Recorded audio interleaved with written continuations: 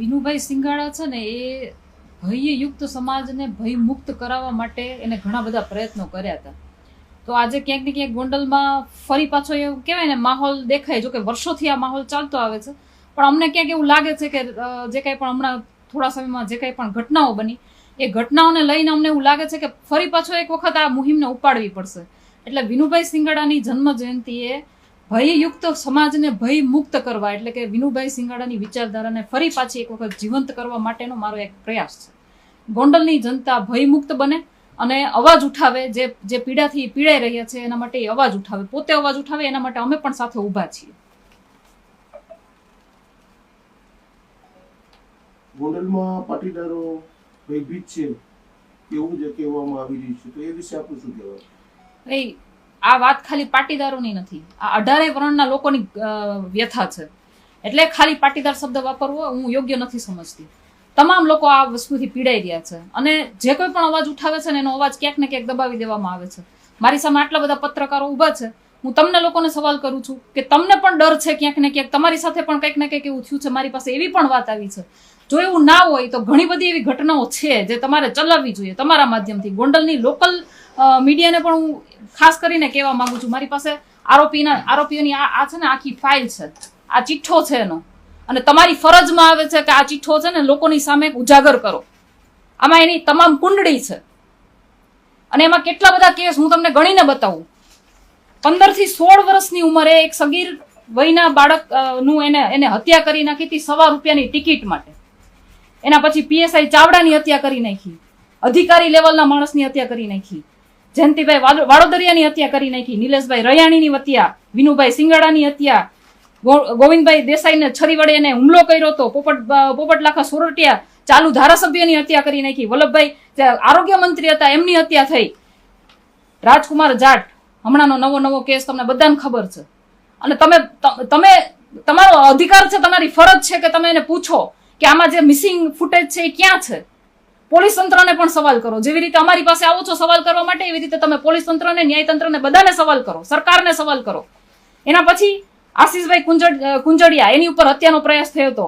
રાજુભાઈ સોલંકી જુનાગઢ દલિત સમાજના છોકરા ઉપર જે કઈ વીતી હતી તમને બધાને ખબર છે ને. અત્યારે એ સમાજ પરિવાર ઉપર ક્યાંક ને ક્યાંક ગંભીર કલમો લગાડી અને એને કનડગત કરવામાં આવી રહ્યા છે. પછી દેવ સાટોડિયા હમણાં પાટીદાર સમાજના દીકરા ઉપર જે કંઈ પણ હુમલો કરવામાં આવ્યો, 17 વર્ષનો છોકરો હતો સાહેબ. અને નાની એવી ઘટના જે મારે એના ફાધર સાથે વાત થઈ હતી, એના પપ્પાએ મને કીધું હતું કે ભાઈ નાની એવી ઘટના, મારો દીકરો રાજકોટથી રિટર્ન થતો હતો અને રસ્તામાં વાત કરતા જતો હતો. બાજુમાં ઉભેલા છોકરાને એવું થયું કે ભાઈ મારી વાત કરે છે, એમાંથી માથાકૂટ થઈ. છોકરાએ સોરી કહી દીધું, છતાં પણ એની ઉપર હુમલો કરવામાં આવ્યો. આ શું દેખાડવા, આ લોકો શું ચિતરવા માંગે છે કે તમે લોકો અમારા ભયમાં જ જીવો, અમારી સામે જરાય પણ પડવાની કોશિશ કરશો અથવા તો અન્ય સામે અવાજ ઉઠાવવાની કોશિશ કરશો તો તમારો આ જ હાલ થવાનો છે. આ તો ઠીક છે કે એના મમ્મી પપ્પા આડે આવ્યા, બાકી છોકરાનું પણ મૃત્યુ જ થવાનું હતું. ધમકીઓ અપાઈ ગઈ હતી કે તને મારી નાખશું અમે, અને છતાં પણ આટલું સહન કરવાની શું જરૂર છે, મને એ નથી સમજ પડતી.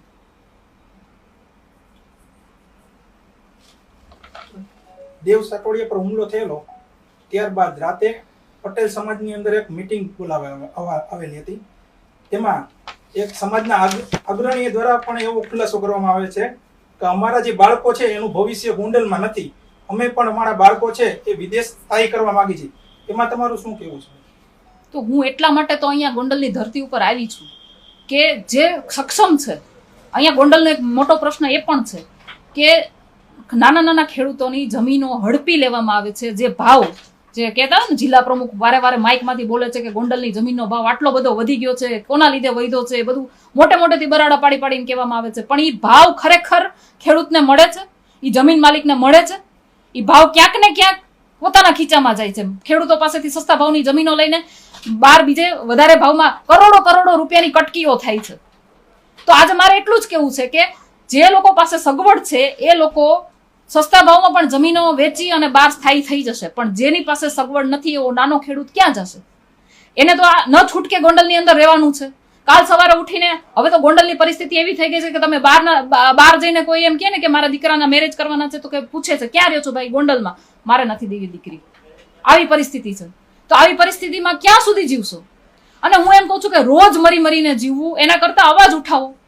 આજે અમે તમારી સાથે ઊભા છીએ, અમે તમને સાથ આપીશું, સહકાર આપીશું, અમારાથી બનતા પ્રયત્નો કરીશું, પણ તમારી લડાઈ તમારે પોતાને લડવાની છે. ક્યાં સુધી ડરીને? મેં અત્યારે ઘણા બધા લોકો મારી સાથે આવ્યા, ઘણા બધા લોકો મને મળ્યા, ક્યાંક ને ક્યાંક એમાં ડરનો માહોલ છે કે બેન અમે કેસ કરશું, અમે કાયદાકીય રીતે જાશું તો અમને પતાવી દેવામાં આવશે. આવી પરિસ્થિતિ છે ગોંડલની. તો હું મીડિયાના માધ્યમથી એટલું કહું છું કે તમારી પોતાની પણ ફરજ છે, આ તમારી ફરજના ભાગરૂપે તમે આ વસ્તુ ઉજાગર કરો, સરકાર સુધી પહોંચાડો. સમાજના જે આગેવાનો છે તે ખુલીને નથી આવી શકતા. તો આપણે છેલ્લું જે પ્રકરણ જોયું દેવ સાટોડિયા વાળું, તેમાં ખુલીને નથી આવી શક્યા. તો તમારી સાથે બધે જોડાશે કે તમારું શું માનવું છે? તમામ સમાજના આગેવાનોને હું ખાલી એટલું જ કહેવા માંગુ છું કે તમે જ્યાં ક્યાંય પણ બેઠા છો ને, સમાજના લીધે બેઠા છો. સમાજે તમને એટલા માટે આગળ કર્યા છે કે તમે એના પ્રશ્નોને વાચા આપો, તમે એની સમસ્યાનું સમાધાન કરો. અને તમે અત્યારે શું કરી રહ્યા છો? તમે પોતાના રોટલા શેકવા, ટિકિટો લેવા, તમારા પોતાના ધંધાને વિસ્તારવા માટે થઈ અને તમે આવા લોકો સાથે સાઠગાંઠ કરી અને પોતાના સમાજની દલાલી કરી નાખી હોય એવો માહોલ તમે કરી દીધો છે. આજની તારીખમાં સમાજ તમારી પાસે કોઈ પણ અપેક્ષા નથી રાખતો, તમારી પાસે કોઈને અપેક્ષા નથી, કારણ કે ખબર છે કે ક્યાંક ને ક્યાંક તમે આવશો ને તો વાતનું સમાધાન થશે ને એવી રીતે સમાધાન થશે કે આપણને ન્યાય મળવાનો નથી. અને આજે એટલા માટે અમારે લોકોને, અમારા જેવા યુવાનોને, મારા જેવી મહિલાઓને આજે ઉતરવું પડે છે, મેદાનમાં ઉતરવું પડે છે. અને એનું રીઝન ક્યાંક ને ક્યાંક આવું છે કે અમારા સમાજના આગેવાનો નથી સમજી શકતા કે લોકોની પીડા શું છે. એને પોતાના ઘર ભરવામાં, પોતાના બિઝનેસને ફેલાવવામાં જ ઇન્ટરેસ્ટ છે. એટલે હું સમાજના આગેવાનોને પણ કહું છું તમારા માધ્યમથી કે સમાજ માટે જે કંઈ પણ તમારે કરવાનું છે ને, તમારી ફરજમાં આવે છે ને, બધું કરવા માંડજો. બાકી જે રીતે તમને ઉપર ચડાવ્યા છે ને એવી રીતે નીચે પાડતા પણ અમને આવડે છે. રાજકારણ હાલ સમાજ અને રાજકારણમાં બંનેમાં ભેદભાવ જાજો થઈ રહ્યો છે. ધીમે ધીમે સમાજ છે રાજકારણના ભંડેરામાં ભરાઈ રહ્યો છે. તમારે એનામાં છે શું કહેવું? જો સમાજ અને રાજકારણ એક સિક્કાની બે બાજુ છે. એટલે સામાજિક સંસ્થાઓને રાજકીય સાઠગાંઠ રાખવી પડે એમાં બે મત નથી. પણ જેવી રીતે રાજકીય પાર્ટીઓને સામાજિક સંગઠનોની જરૂર છે ને, એ જરૂરિયાતને સમજી અને પછી તમારે આગળ વધવું જોઈએ, નહીં કે તમારે એની ગુલામી કરવાની છે. આ બધા સમાજના સંગઠનોને કહું છું કે તમે સરકારની ગુલામી કરવાને બદલે સરકારને સવાલ કરશો ને ત્યારે તમારો સમાજ છે ને આગળ આવશે, ત્યારે તમે સમાજના સાચા આગેવાન કહેવાશો. આજે તમારો સમાજ પીડાતો હોય ને તમે તમારા સ્ટેજ ઉપર એવા આરોપીઓને બેસાડીને એનું સન્માન કરતા હોય, તમે સારા લાગો છો? ખાલી એટલું કહી દો મને, તમે સારા લાગો છો? બંગડીઓ પહેરી લેવી જોઈએ એના કરતા તો. બેનજી, ગુજરાતમાં તો સમાજના આગેવાનો, આજે ધાર્મિક સંસ્થાના આગેવાનો હોય કે કોઈ શૈક્ષણિક સંસ્થાના આગેવાનો હોય કે કોઈ સામાજિક આગેવાનો હોય, એ જાજા સરકાર સાથે જ બેઠા છે. અત્યાર સુધીમાં કોઈ અવાજ ઉઠાવતા નથી. એ વિશે આપનું શું કહેવાય? મને તો ક્યાંક ને ક્યાંક એવું લાગે છે કે એ લોકોના કઈ કૌભાંડ, એ લોકોની કોઈ ફાઇલો, એ લોકોના બિઝનેસ, આ બધા માટે થઈ અને એને સરકાર સાથે સાઠગાંઠ સાધી છે.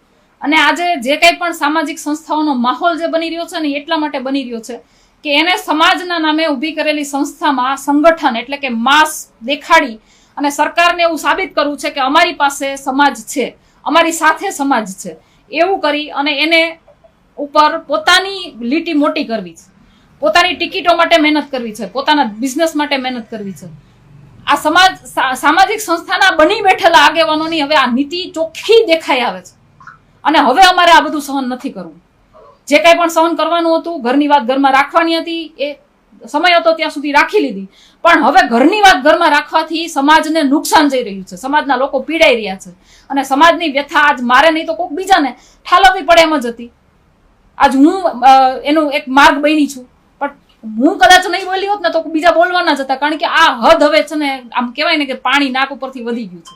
એટલે હું બધા આગેવાનોને કહેવા માંગુ છું, તમારા રાજકીય રોટલા શેકવાના બધા સાઈડમાં રાખજો. સમાજ સાથે ઉભા રહેશો તો સમાજ તમને આગળ વધારશે. સમાજ સાથે ઉભા નહીં રહ્યો તો જેવી રીતે આગળ ઉપર લઈ ગયા છે ને એવી રીતે નીચે પાડવામાં પણ અમે બેમત નથી.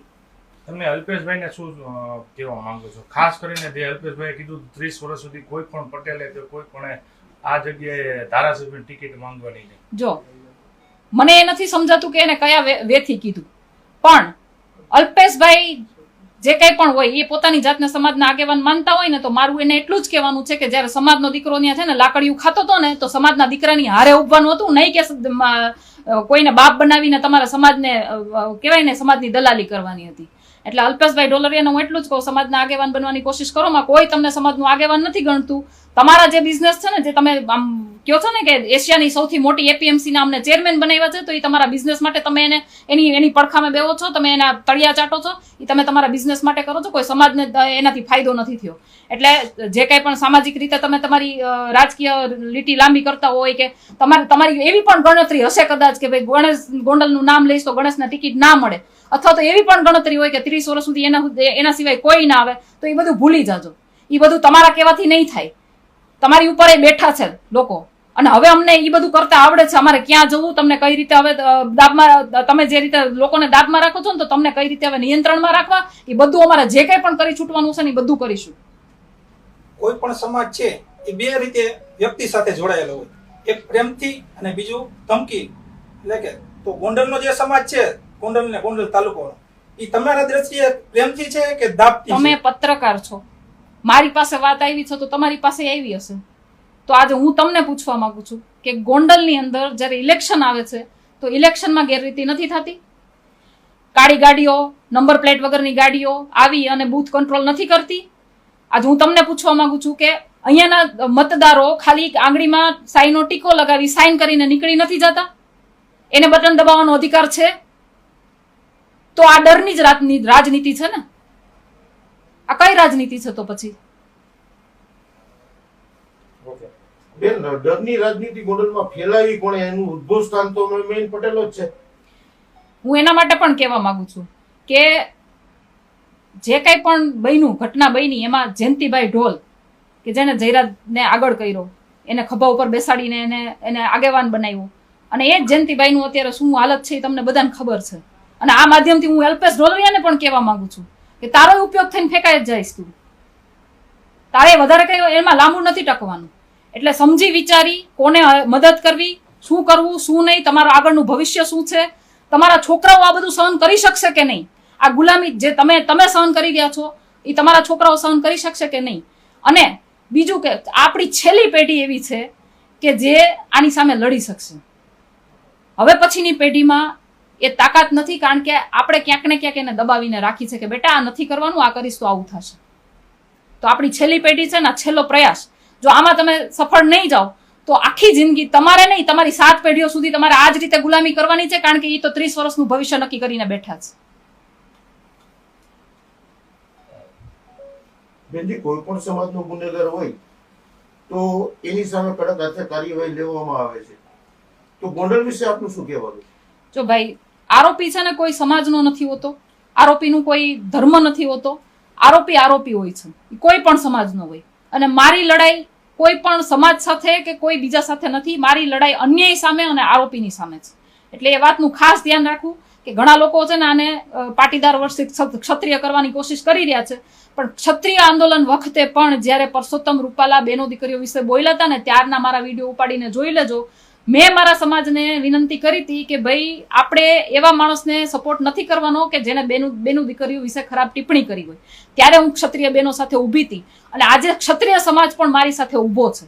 મને ઘણા ક્ષત્રિયોના ફોન આવ્યા છે કે બેન તમે જે કરી રહ્યા છો ને સાચું કરી રહ્યા છો. એટલે આ કોઈ પીડા છે ને કોઈ 1-2 સમાજની નથી, આ 18 વરણની પીડા છે, અને આ 18 વરણની પીડા આપણે સાથે મળીને સોલ્વ કરવાની છે. છેલ્લો પ્રશ્ન, આપણે 7 એપ્રિલે જે મૂર્તિ અનાવરણ માટે જાહેરાત કરેલી હતી એમાં હવે દડવાથી કરશો તો પછી રાજકોટ જિલ્લામાંથી આપ ચાલુ કરશો? આગળ રોડ મેપ શું છે તમારો? મેં 7 એપ્રિલે જ્યારે જાહેરાત કરીને ત્યારે હજારો લોકો મારી સાથે જોડાણ હતા. 7 એપ્રિલે મારો એકનો વિચાર હતો, આજે હજારો લોકોનો વિચાર છે, લાખો લોકોનો વિચાર છે. મને આખા ગુજરાતમાંથી એ બાબતે ફોન આવે છે કે અમે તમારી સાથે છીએ. તો હવે પછીની જે કંઈ પણ રણનીતિ હશે એ અમે સાથે બેસી કમિટી બનાવી અને મીટિંગ કરી અને પછી આગળ આપણા માધ્યમથી આપને જણાવીશું. એક છેલ્લો પ્રશ્ન બેન, ગોંડલમાં દરેક ઇલેક્શન વખતે જે રાજકારણ ગરમાય છે એ વિશે આપનું શું કહેવાનું? અત્યારે કયું ઇલેક્શન છે? અત્યારે ઇલેક્શન નથી, પણ ગોંડલમાં રાજનીતિ દરેક વખતે, રાજનીતિ ઇલેક્શન વખતે દરેક જગ્યાએ ગરમાતી હોય. જેમ ચૂંટણી નજીક આવે ગોંડલમાં અધિક ગરમા હોય છે દર વખતે. વાત તમારી સાચી છે, પણ અત્યારે કયું ઇલેક્શન છે? લોકોની મનમાં માનસિકતા બેસાડી દેવામાં આવી છે કે લોકો કઈ મુદ્દાને લઈને નીકળે છે ને તો આજુબાજુમાં ક્યાંક ઇલેક્શન આવતું હોય. પણ આજે હું તમને કહું છું કે આજ કોઈ ઇલેક્શન આવતું નથી, છતાં પણ અમે તમારા હક માટે નીકળ્યા છીએ. અમને કોઈ એવો શોખ નથી કે તમારો ઉપયોગ કરીને અમે ઇલેક્શનમાં ઉભા રહી જઈએ. કોઈ જ ઇલેક્શન નથી છતાં પણ તમારા હક માટે નીકળ્યા છે. કારણ કે નાના નાના છોકરાઓ ઉપર અત્યાચારો થવા માંડ્યા. 17 વર્ષના છોકરાને લાઠીચાર્જ થાય, એના તમે ફોટા તો જુઓ, એના બાપની એના માની એની શું હાલત હશે એ તો તમે જુઓ. રાજકુમાર જાટની ઘટના જુઓ, એ દીકરો બિચારો એને મરી ગયો, એના પરિવારની શું ઘટના પરિસ્થિતિ હશે, એની મનોસ્થિતિ શું હશે એ તો તમે વિચારો. કાલ સવારે એ ઘા તમારા ઘરે ન આવે એટલા માટે અમે આ લડી રહ્યા છે. અને આજે આ ગોંડલની ઘટના છે. ગોંડલમાં જો તમે સહન કરશો, કાલ સવારે તમને સગવડ મળશે તો તમે ગોંડલની બહાર પણ નીકળી જશો. પણ શું જ્યાં જશો ત્યાં આવી ઘટનાઓ નહીં બને એનું શું ખાતરી?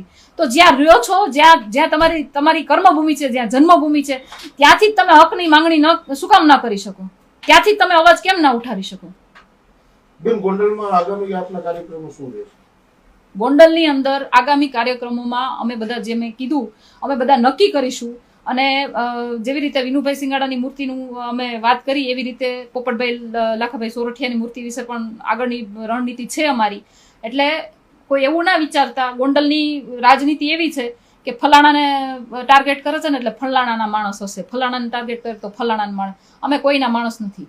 પેરેલલ બે માણસ જે કોઈ આરોપી છે, બે છે કે જેટલા પણ છે એટલા બધાના આરોપીની સામે લડવાના છીએ. અને એ લોકોને સાબિત કરીને દેખાડવાના છીએ કે તમે લોકોએ ખૂન કરી નાખ્યું, એ લોકો અમારી સાથે નથી, પણ એ અમારા વિચારોમાં, અમારા દિલમાં, અમારા મગજમાં છે.